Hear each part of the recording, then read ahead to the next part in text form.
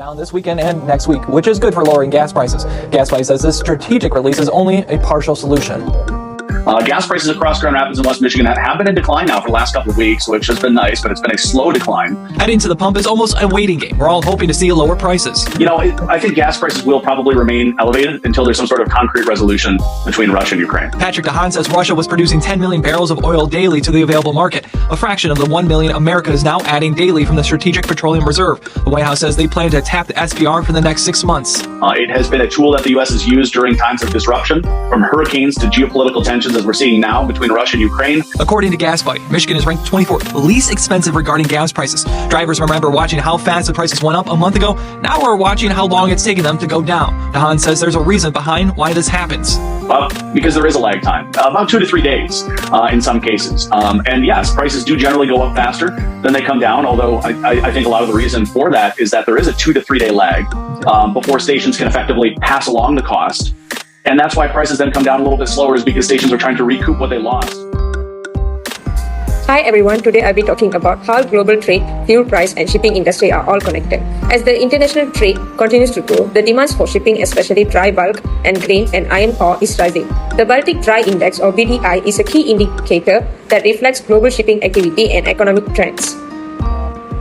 Fuel costs are a major part of running a ship, about 40% of total expenses. So, when oil price go up and shipping becomes more expensive and the freight rates change, the BDI reacts quickly to the changes of global demand, especially in the major markets like China and the US. Inflation and higher interest rate also affect shipping by increasing the cost and lowering the demand. At the same time, the industry is looking into the alternative fuels to reduce the environmental impact. In this presentation, we will explain how all these factors play a role in shaping today's maritime sector. Hello everyone, my name is Muhammad Fahmi Muhammad. Today I'm going to talk about the fuel price fluctuation and how it impact the maritime shipping industry. So firstly, we have know what is fuel price fluctuation. So fuel price fluctuation refer to the frequent change in fuel price caused by factors such as a global spoil, political instability, environmental regulation and currency shift. So what important of fuel cost in shipping? Firstly, in maritime shipping, bunker fuel, the primary fuel for ships, accounts for 35 to 60% of company operation expenses. This makes fuel price just a critical concern for shipping company. So what is the impact of fuel price increase? Which is the result research show that a 100 increase in fuel price can lead to an in per container operation cost.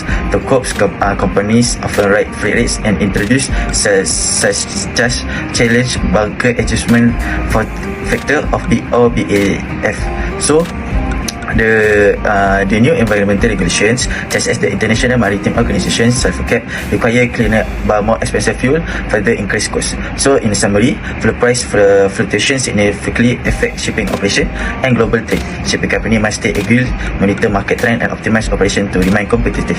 So thank you for me. Key challenge in managing fuel price volatility. Now, let's explore some of the challenges this fluctuation create. First is financial unpredictability. Fuel costs vary with market conditions, making it hard to company to budget and manage risk effectively. This constant uncertainty threatens profitability and force company to adjust their business model often. One coping strategy is slow steaming, reducing the ship speed to save fuel. However, this led to longer delivery time and disrupt schedule, potentially requiring more vessels to maintain delivery frequency. The second challenge is regulatory pressure. For instance, the IMO 2020 rule limiting sulfur content in fuel has increased fuel costs significantly. Add to that the EU emission trading system, which is now make companies pay not just for the fuel, but also for the emission, increasing overall compliance costs. Lastly, customers feel the burden fuel surcharge make shipping costs unpredictable, affecting global supply chain and even contributing to inflation. Strategy used to address fuel price volatility. So how can its industry respond? First, financial strategy are essential. Shipping firms are turning into future contract and long-term pricing agreement to hedge against market volatility. Diversifying fuel source is another key tactic. Using LNG, biofuel or even electric propulsion can help reduce reliance on one fuel type. Operational change also play a major role. Optimizing route, upgrading to more efficient ship and using data for predictive maintenance can reduce fuel consumption significantly. Policy support is equally important. Governments are introducing targeted subsidy and fuel price stabilization mechanism to help vulnerable consumer and business owners. And finally, to achieve the long-term sustainability, faster adoption of renewable energy and investment in green technology is crucial. This not only stabilize the cost but also align with climate goals. In conclusion, managing fuel price requires a comprehensive strategy combining financial tools, operational efficiency, policy support, and long-term innovation. Thank you. So moving on to the influence of current global fuel price issues on the shipping industry, where recently geopolitical and also environmental development has significantly in fact this issue. For example, like Ukraine and also Russia conflicts, where the disruption happens in Red Sea. Also, other factors like production cut by the OPEC and fluctuation in demand by the post-pandemic recovery has caused this high volatility in oil market. And so these developments has led to unpredictable increases in marine fuel costs that directly impact to the vessels operating costs and also freight rate. So what IMO has come out with is the implementation of the IMO 2020 sulfur cap regulation. So this regulation requiring the ships to use fuel with a maximum sulfur that contains 0.5% and has the further components fuel price volatility. So these ship lines have to switch to more expensive low sulfur fuels or invest in scrubber technologies where this drastically increasing the capital and also operational expenses. In this part of the presentation, I'll be highlighting 4 key challenges faced by the liner shipping industry. The first challenge is the unpredictable nature of fuel prices. Fuel make up as much as 60% of a vessel total voyage cost. Sudden price increase create major issues in budget planning, especially for smaller companies that lack the financial reserve or access to fuel price hedging strategies. Secondly, strict environmental regulations such as IMO 2020 have significantly increased operating expenses. This rule requires ships to either switch to low sulfur fuels, which are more expensive, or to invest in costly technologies like scrubbers or dual fuel engines to reduce emissions. The third challenge is the lack of infrastructure for alternative fuels such as LNG or methanol. Currently, only a small number of ports offer these bunkering services. This makes it difficult for shipping companies to adopt cleaner energy solutions, especially in developing regions. Lastly, smaller shipping companies are often at a disadvantage. Unlike large companies, they may not have the resources to invest in fuel-efficient ships or advanced technology. This can force them out of the market or lead to industry consolidation, reducing competition and innovation. So moving on to the third objective, which is effective approaches to address issues stemming from fuel price fluctuation challenges. So the first one is fuel optimization technologies, where using a digital tools and energy efficient system to monitor and reduce fuel consumption during the voyage. So for example, Maersk Line uses Eco Voyage planning system and a real-time fuel monitoring to analyze the data performance and fuel usage.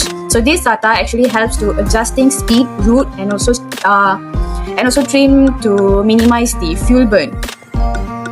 So therefore, invest in a real-time fuel monitoring system helps to route optimization software, and also which is used by our route optimization software and also AI-powered voyage planning tools will help to optimize fuel price consumption.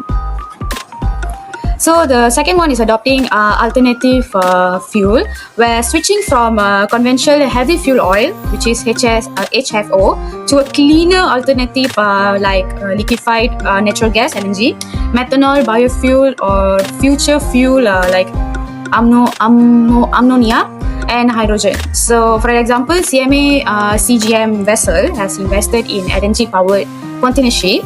So this helps to offer a long-term cost stability. And the next one is slow steaming and just-in-time arrival. So this approach has been implemented, but when combined with just-in-time arrival, it allows a better synchronization with ports and port schedule, avoiding fuel waste and port congestion. And the last one is hedging and fuel procurement strategy. So what is hedging actually? Fuel hedging is actually involving locking in fuel prices in advance, using financial instruments to protect against market volatility. So establishing long-term supply agreements with a trusted fuel provider can also help to stabilize costs. So this also compromise can be adopted fuel price hedging mechanisms. So other than these strategies, the shipping liner, also the shipping industries could also collaborate with shipping and also having this pooling idea where the carrier joins alliance and consortia to share vessel routes and resources, where it's spreading fuel costs across larger cargo volumes. So here you can see like the 2M alliance, which is Maersk and also MSC liners, are the best example for this collaboration and also doing this pooling, shipping and pooling idea approaches.